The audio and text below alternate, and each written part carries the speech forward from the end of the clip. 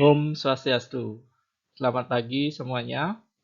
Semoga semua dalam keadaan sehat dan berbahagia. Berjumpa kembali dengan saya, Inyoman Sutarjana. Kita akan belajar bersama-sama ajaran agama Hindu untuk meningkatkan srada dan bakti kita. Adapun ajaran agama Hindu itu adalah Tantra, Yantra, dan Mantra. Kita sebagai umat Hindu tentu saja sudah menerapkan ajaran Tantra, Yantra, dan Mantra dalam kehidupan. Karena ajaran ini biasanya dilaksanakan secara sekaligus dalam kehidupan keberagamaan kita.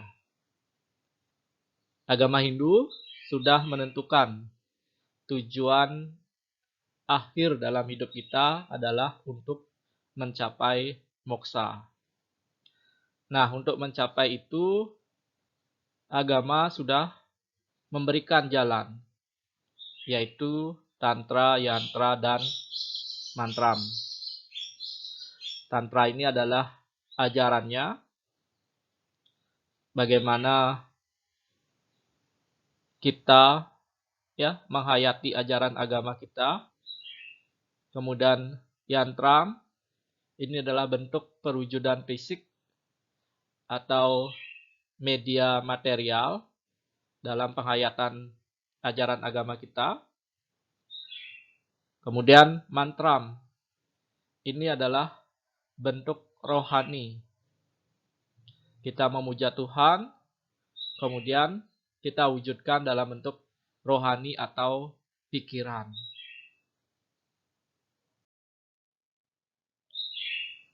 Lebih lanjut, kita akan belajar tentang Tantra.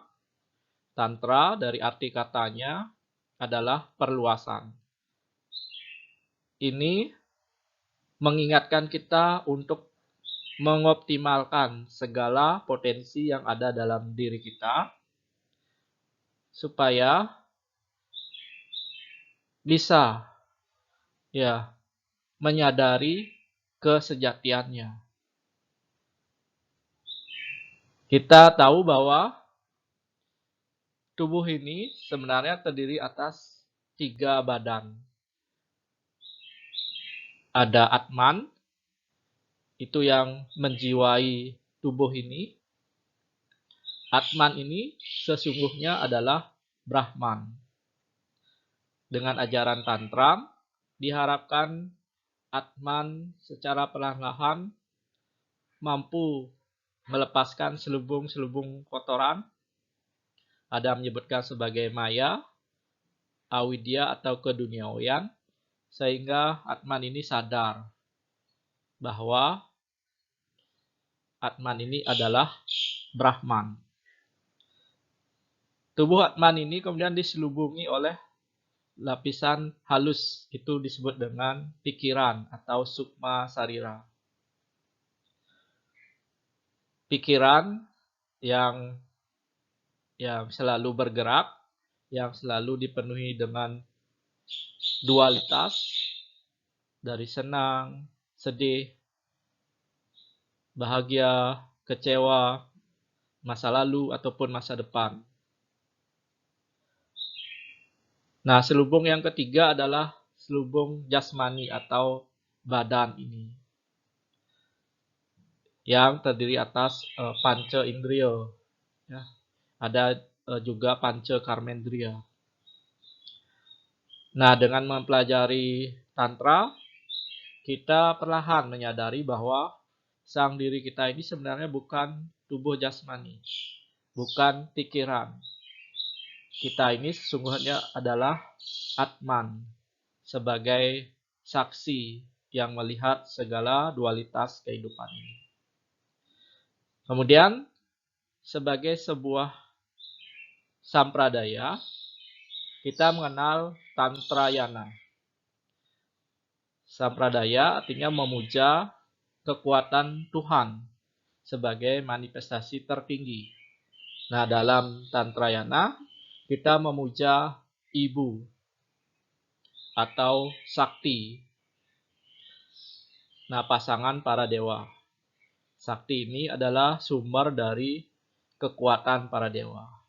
Juga adalah sumber kasih sayang.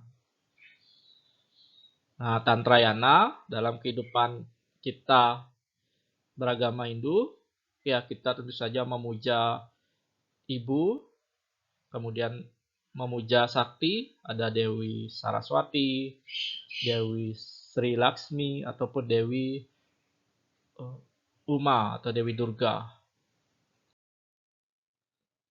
Nah, penghayatan terhadap Tuhan ini kita wujudkan dalam bentuk media. Ada yang bentuknya media material atau fisik, itu disebut dengan yantra. Kita menggunakan berbagai perwujudan dengan benda-benda di sekitar kita untuk menyadari kedekatan kita dengan Tuhan. Bahwasanya kita dan Tuhan ini sungguhnya adalah satu. Nah, yantra fungsinya adalah perwujudan Tuhan atau niyasa dari ide Sang Hyang Widiwasa. Juga perwujudan dari sang diri atau pemuja. Kemudian diterjemahkan dalam bentuk media tulis seperti aksara, gambar, kemudian bentukan arca, patung, pura, candi, banten, dan lain sebagainya. Sesungguhnya media ini bertujuan supaya kita ingat dengan Tuhan dimanapun kita berada. Mantram pertama kali diberikan atau diterima oleh Resi Manu. Mantram ini menggunakan bahasa Sanskerta. Mantra ini adalah perwujudan rohani dari Tuhan. Kita wujudkan dalam bentuk pemusatan pikiran, kemudian diterjemahkan dengan suara dan bahasa. Ada yang menggunakan bahasa yang bersumber dari Weda atau bahasa Sanskerta, atau menggunakan bahasa diri atau bahasa batin.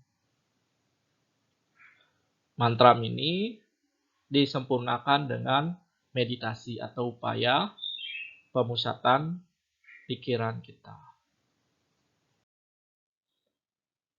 Baik, demikian sedikit ajaran Tantra, Yantra, dan Mantram.